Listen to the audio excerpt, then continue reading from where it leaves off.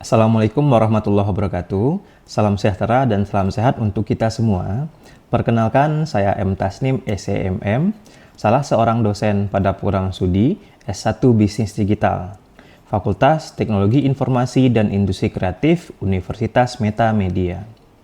Pada saat ini, saya diamanahkan sebagai Ketua Program Studi S1 Bisnis Digital. Sebagai seorang dosen, saya memiliki kewajiban untuk melaksanakan Tridharma Perguruan Tinggi yang meliputi pendidikan dan pengajaran, penelitian, serta pengabdian kepada masyarakat. Video ini saya buat sebagai bentuk pelaksanaan Tridharma pada aspek pendidikan dan pengajaran melalui kegiatan pembelajaran pada mata kuliah Simulasi Bisnis Digital. Mata kuliah Simulasi Bisnis Digital merupakan mata kuliah wajib bagi mahasiswa program studi S1 Bisnis Digital di semester 3 dengan bobot 3 SKS dan kode mata kuliah BD 303. Sebelum pelaksanaan pembelajaran, tim pengajar telah menyusun rencana pembelajaran semester yang berbasis Outcome Based Education.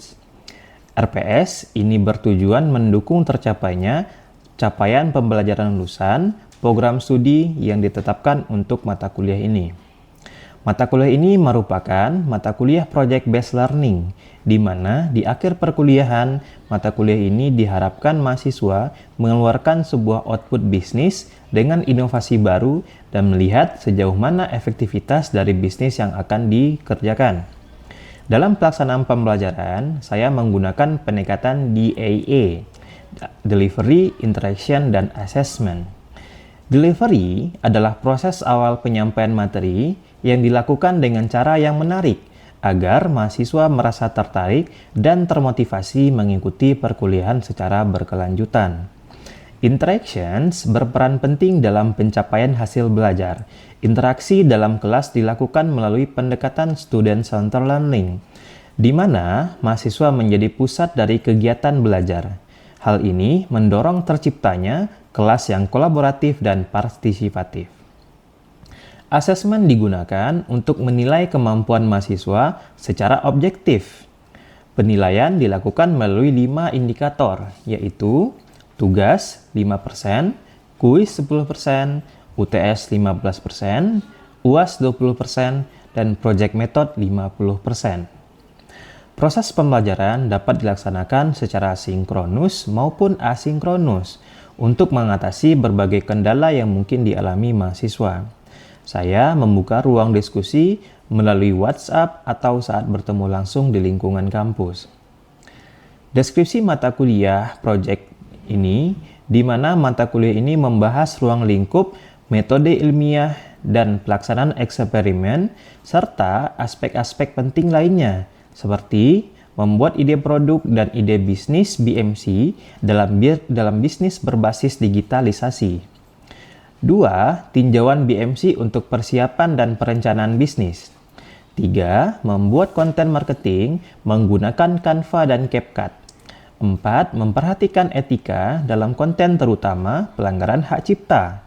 Yang kelima, meluncurkan bisnis dan produk pada marketplace. Yang keenam, pembuatan website menggunakan Wix. Yang ketujuh, mempublikasikan konten marketing pada Instagram Ads atau Google Ads. Yang kedelapan, menganalisis bisnis menggunakan Porter Vice Force Models. Yang kesembilan, membuat dokumen bisnis. Yang kesepuluh, pemanfaatan database sederhana menggunakan Google Drive.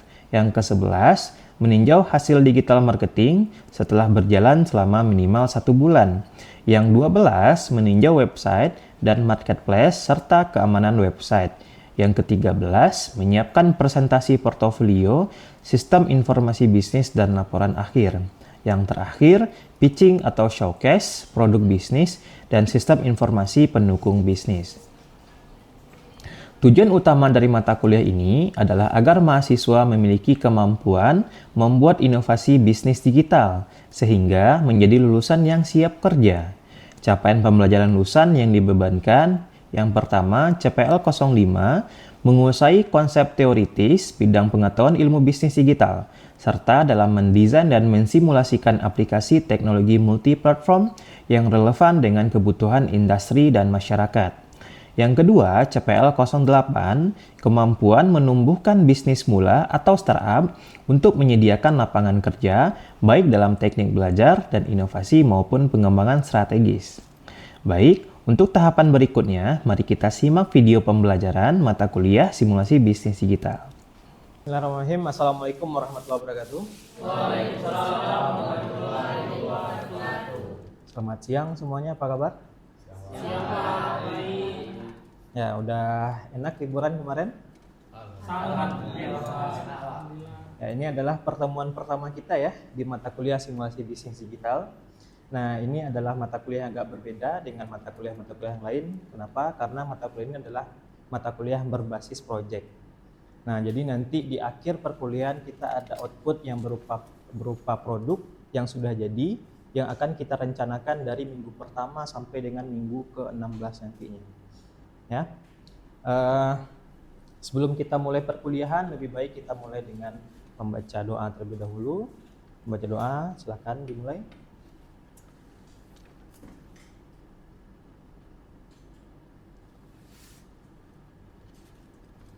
Oke, selesai.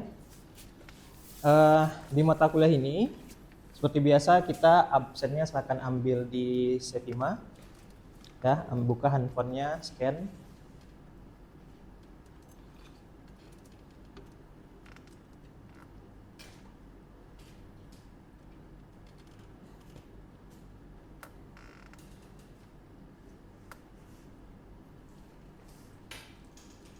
Sudah ya? Sudah, Pak.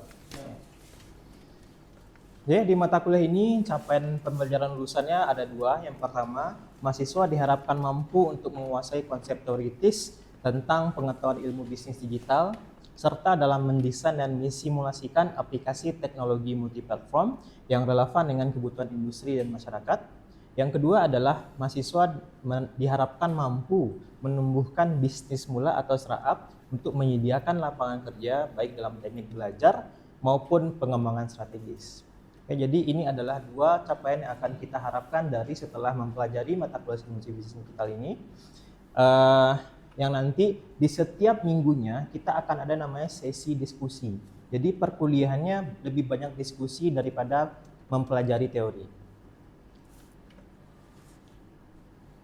Kontrak perkuliahan sama dengan mata kuliah yang lainnya. Ya, di sini kita ada aturan bahwa kita tidak boleh kurang dari 75% kehadiran. Ya, sama dengan 3 atau 4 kali pertemuan boleh tidak hadir. Seandainya mahasiswa lebih dari 4 kali tidak hadir atau absen, maka dia mendapatkan treatment itu tidak boleh mengikuti ujian. Ya, yang kedua mungkin sama dengan yang lain. Di sini kita kalau seandainya ada mahasiswa sedang sakit atau tidak dapat hadir ke dalam kelas, itu harus menyertakan surat izin dari dokter agar izinnya bisa Bapak akui. Oke, dan ini sama aturan treatmentnya, kita ada 2 kali ujian ya, dan setiap pertemuan itu biasanya Bapak akan memberikan sebuah tugas yang dimana itu kontinuitas ya, setiap minggu kita akan bertahap sampai nanti di akhir kita menemukan sebuah konsep baru yang dapat menciptakan sebuah inovasi baru untuk bisnis. Oke. Persentase penilaian ini khusus untuk mata kuliah simulasi bisnis digital itu ada 4, kehadiran 10% yang dari 75% tadi ya. Projectnya 50% ya, jadi project sangat menentukan nilai Ananda nantinya. Yang ketiga tugas 10%, UTS 15%, UAS 15%. Nah, bentuk dari UTS dan UAS nanti bentuknya tidak ada ujian, tapi adalah presentasi memaparkan apa yang sudah dibuat ya dalam bisnis plan tersebut, dan di akhir UAS itu menampilkan prototipe dari produk yang dibuat. Oke. Oke, nah ini adalah kontrak perkuliahan di mata kuliah simulasi bisnis digital. Nah, di pertemuan pertama ini kita akan mencari tahu, ya sebenarnya mata kuliah ini sudah kita pelajari juga di mata kuliah kewirausahaan digital di semester sebelumnya. Nah, jadi ini adalah mata kuliah lanjutan di mana di simulasi bisnis digital kita mensimulasikan apa yang kita rencanakan sehingga dia aplikatif terhadap bisnis yang ingin kita uji. Oke. Nah, mungkin Bapak buka dulu dari pertanyaan. Siapa di sini yang memiliki pemahaman tentang bisnis digital? Ada yang tahu boleh angkat tangan? Ya, silakan Alif. Ya Pak, dari sepemahaman yang saya pahami, bisnis digital itu adalah konsep bisnis di mana dia memanfaatkan teknologi digital, misalkan seperti e-commerce, mungkin kayak Grab gitu. Itu termasuk kategori bisnis digital karena dia bisnis yang memang base atau platform itu ada di dalam ranah digital. Oke, benar sekali ya. Good buat Alif gitu ya.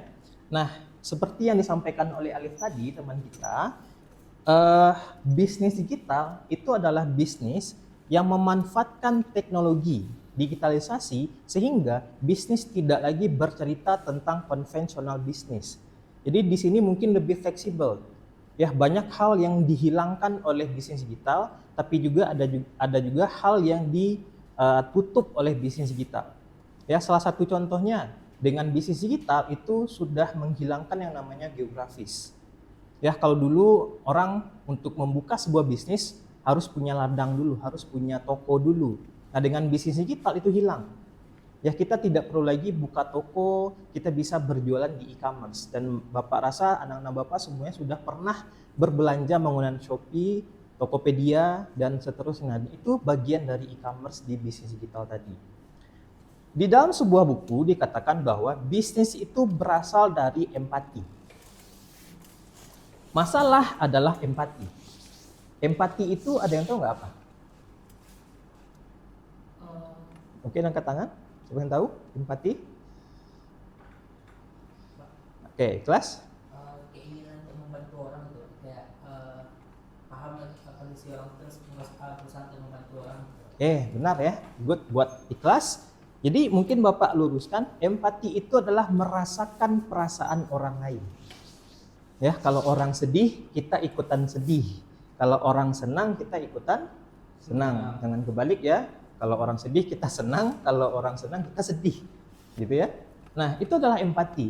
Nah, Gojek tadi itu adalah empati dari Nadiem.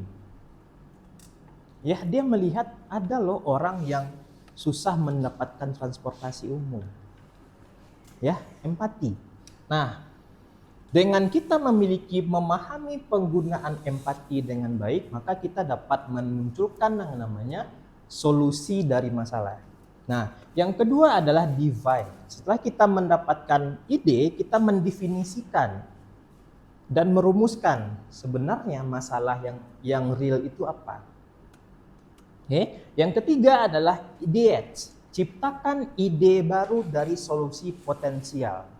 Dan keempat adalah prototype. Nah, di sini baru masuk dalam tahap printing, membuat prototipenya. Dan kelima baru melakukan testing terhadap produk yang dibuat. Nah, kalau di akhir UAS nanti kita akan menjalankan dari seluruh perjalanan desain thinking ini sampai nanti hasilnya di testing ke masyarakat. Oke. Nah, baru kita menentukan UFP dan MVP. Nah, mungkin ini adalah istilah baru. UFP itu adalah unique value product, sedangkan MVP adalah minimum value product. Nah, UVP ini kita mencari keunikan dalam sebuah solusi tadi. Kalau kita biasa di lomba kan harus ada ya, keunikannya apa dari solusi itu. Ya. Nah, inilah mencondongkan kalau kita berbicara simulasi bisnis digital itu harus berdasarkan digitalisasi. Apakah itu pemanfaatkan AI, pemanfaatkan IoT atau blockchain. Oke. Nah, yang kedua, memberikan pengalaman pengguna yang superior. Maksudnya apa di sini? UFP ya, keunikan ini akan mempengaruhi seseorang itu seberapa jauh. Contoh, Bapak ingin membuat donat yang rasanya sangat pedas, ya, yang bahkan tidak bisa dimakan oleh orang lain. Uniknya di mana Pak pedasnya tadi? Nah, kita mengetahui bahwa kalau kita terlalu banyak makan pedas gimana?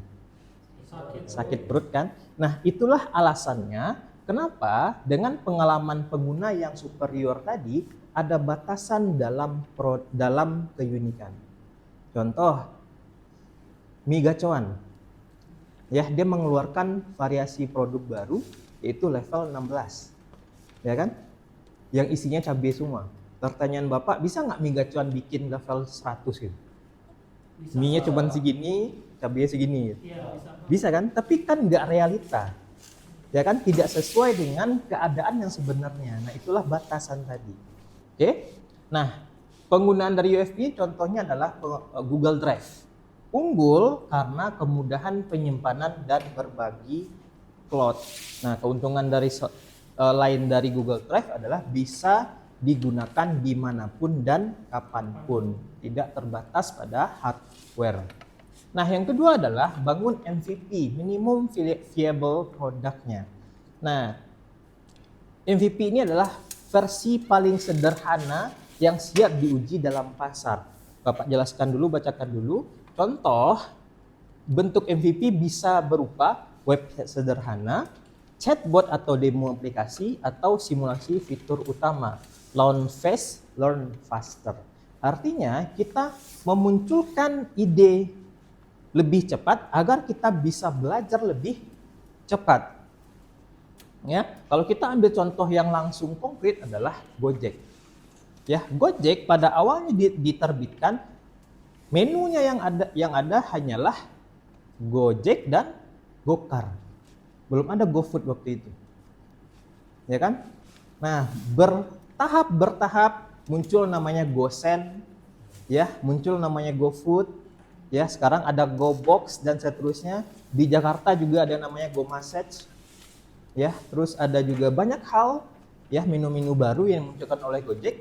Kenapa seperti itu? Karena dia menggunakan minimum viable produknya. Apa batas paling sederhana untuk mendirikan ini? Ya, jangan kita berikan langsung yang paling bagusnya. Ya, kenapa? Karena kita tahu contoh brand paling besar mungkin sekarang Microsoft atau Apple contohnya. Setiap tahun pasti dia melakukan pengembangan. Ya kan? Kenapa dia melakukan pengembangan terus? Karena dia paham untuk memberikan sesuatu yang baru itu butuh inovasi. Dan inovasi tidak segampang membuat produk baru. Oke? Nah, ini adalah slide terakhir. Ya, di sini Bapak mencontohkan sebuah UMKM namanya Abut Kebabs. Nah, Abut Kebabs ini udah banyak ya di Kota Padang ya. Nah, di sini Bapak sudah memberikan bagaimana bisnis digital itu dalam DMC-nya. Nah, yang pertama customer segment. Customer segment dari Abut Kebabs adalah pertama pelanggan muda, karena yang belinya anak-anak muda. Yang kedua pengguna GoFood atau GrabFood. Nah, ada lagi yang tahu nggak apa customer segment dari Abut Kebabs? Wira coba.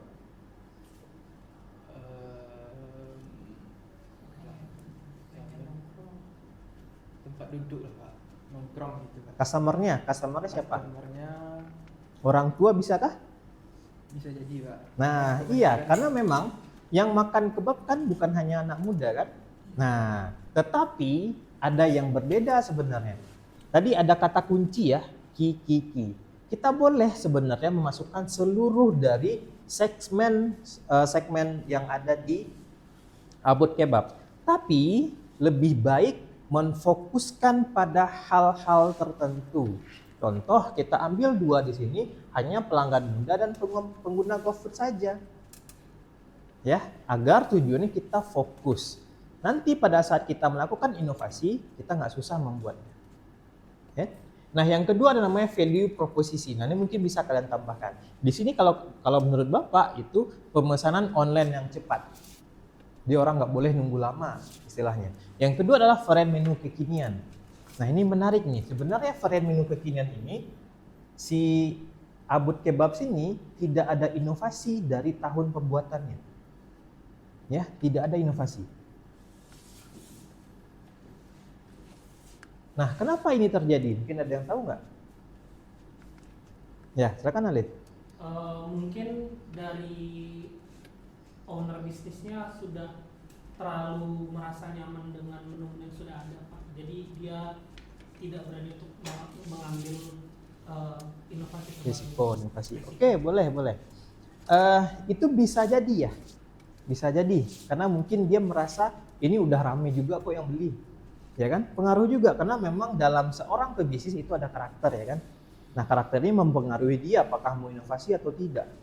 Nah, tetapi ada hal penting sebenarnya dari varian menu kekinian ini. Banyak orang sekarang sudah aware atau sudah paham dengan kesehatan dan dia tahu bahwa kebab itu kurang sehat. Makanya kalau dia melakukan inovasi biasanya bukan di makanan, tapi di minuman. Dia bikin jus, dia bikin minuman-minuman yang Gen Z sekarang. Ya itulah alasannya. Nah, yang ketiga ada namanya loyalitas digital. Gimana cara mendapatkan value-nya ini? Bisa memberikan kartu member. Ya. Nah, yang ketiga, channel. Channel dari Abut Kebab itu apa? Yang pertama dia ada aplikasi Abut Kebab. Nah, dia juga bisa dipesan di GoFood. Dan juga bisa dipesan di Instagram. Ada lagi nggak kira-kira? Yang warna oranye apa? Shopee Food. Sekarang udah nambah ya. Iya. Shopee Food. Ada lagi yang tahu? Hah? TikTok Shop. Ya benar, TikTok. Nah, sekarang e-commerce sudah berkembang. Nah, yang keempat ada namanya customer relationships, hubungan dengan pelanggan, memberikan poin digital, ya, membalas WA itu adalah bagian dari menjaga hubungan dengan pelanggan. Ya, ada sekarang sebenarnya yang menarik di Shopee itu yang paling banyak view-nya sekarang apa? Produk yang biasa orang cari.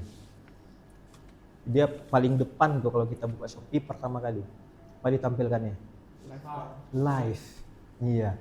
Nah, di sini live itu bagian dari customer relationships. Oke. Nah, yang kelima adalah revenue stream, aliran pendapatan.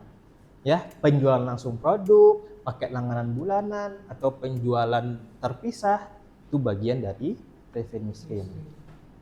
Keenam ada namanya key resources. Abut Kebab di sini resource-nya adalah aplikasi pemesanan sendiri karena dia bikin aplikasi sendiri.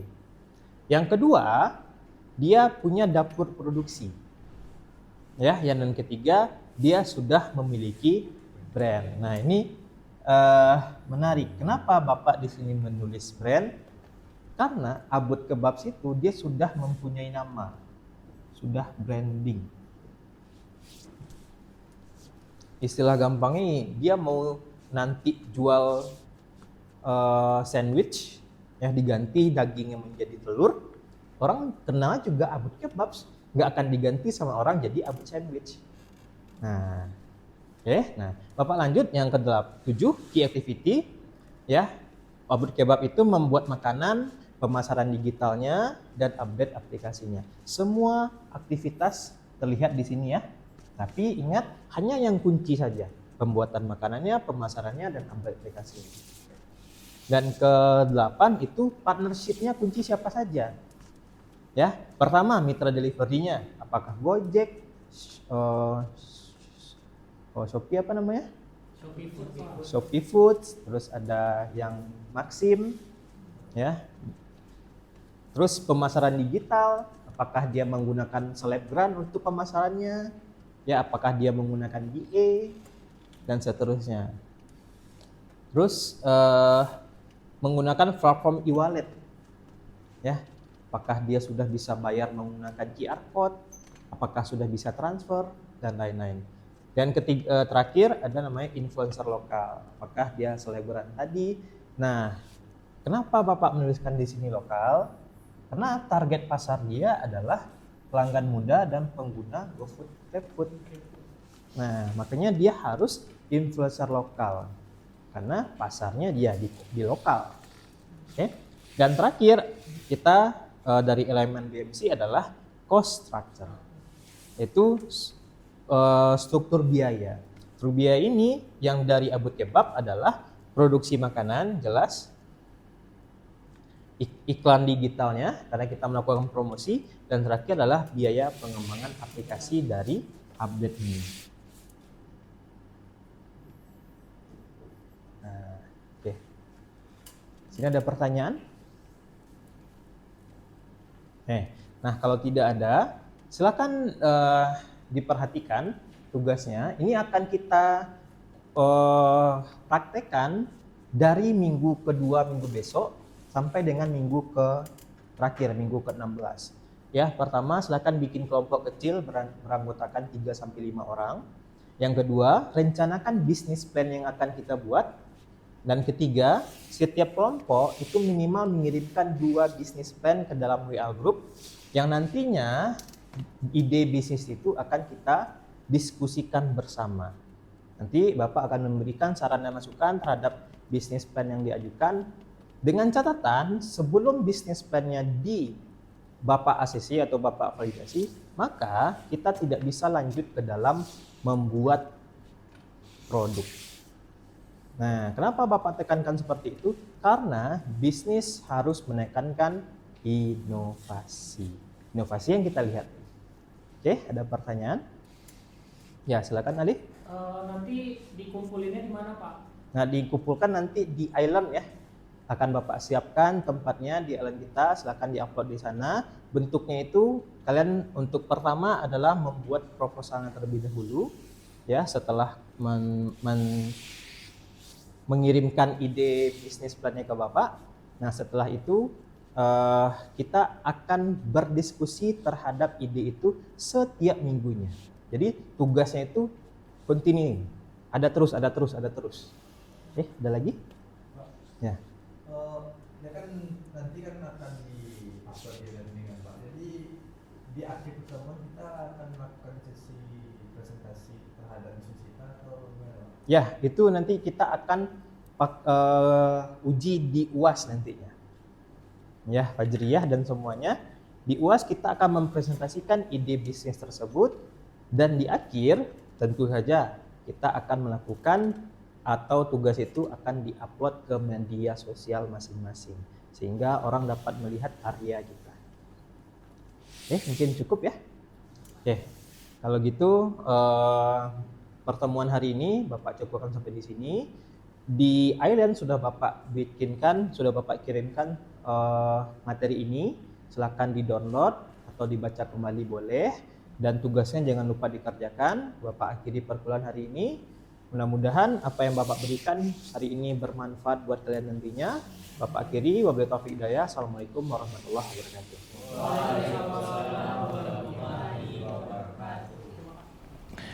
Terima kasih telah menyaksikan video pembelajaran pada mata kuliah Simulasi Bisnis Digital yang juga merupakan bagian dari pernyataan diri dosen dalam unjuk kerja Tridharma Perguruan Tinggi, khususnya dalam bidang pendidikan dan pengajaran.